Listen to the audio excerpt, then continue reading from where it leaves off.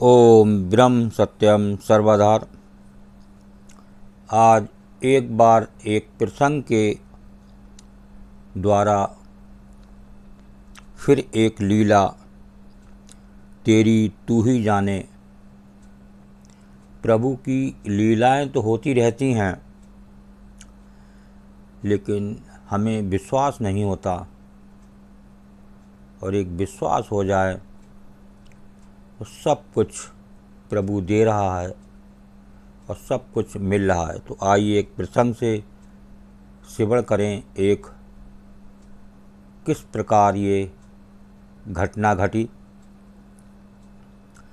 एक बार एक बहुत बड़े संत अपने एक शिष्य के साथ दिल्ली से वृंदावन को वापस जा रहे थे। रास्ते में उनकी कार खराब हो गई। वहीं पास में एक ढाबा था। शिष्य ने संत को वहाँ चलकर थोड़ा आराम करने का आग्रह किया। जब तक कार ठीक न हो जाए या कोई दूसरा इंतजाम न हो जाए।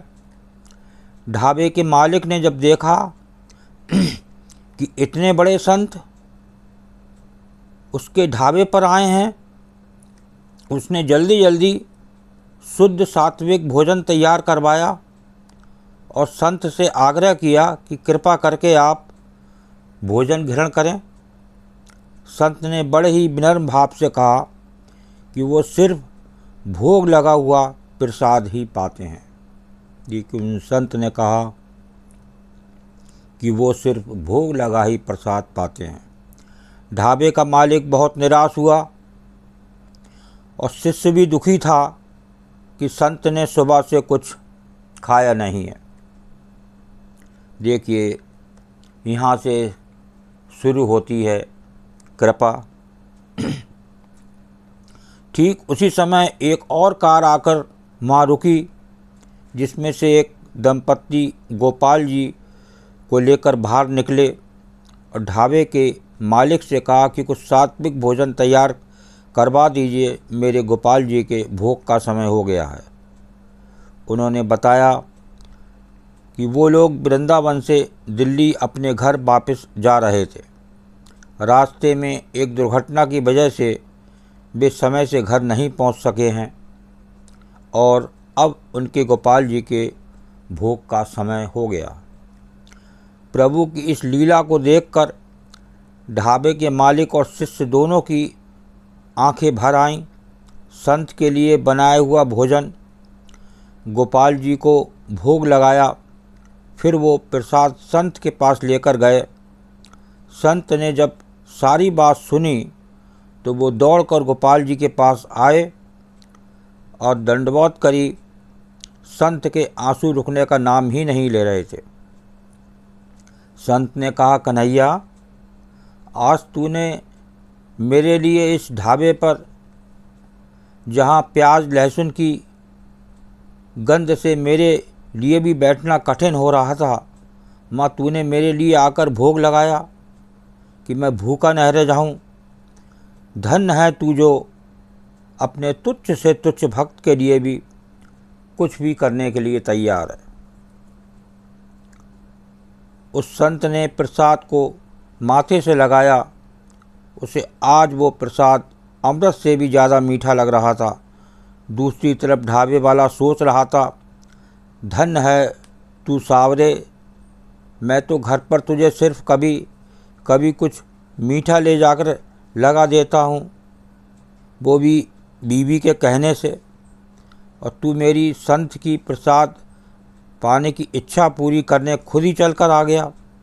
तेरी कृपा और करुणा का कोई पार नहीं है कान्हा।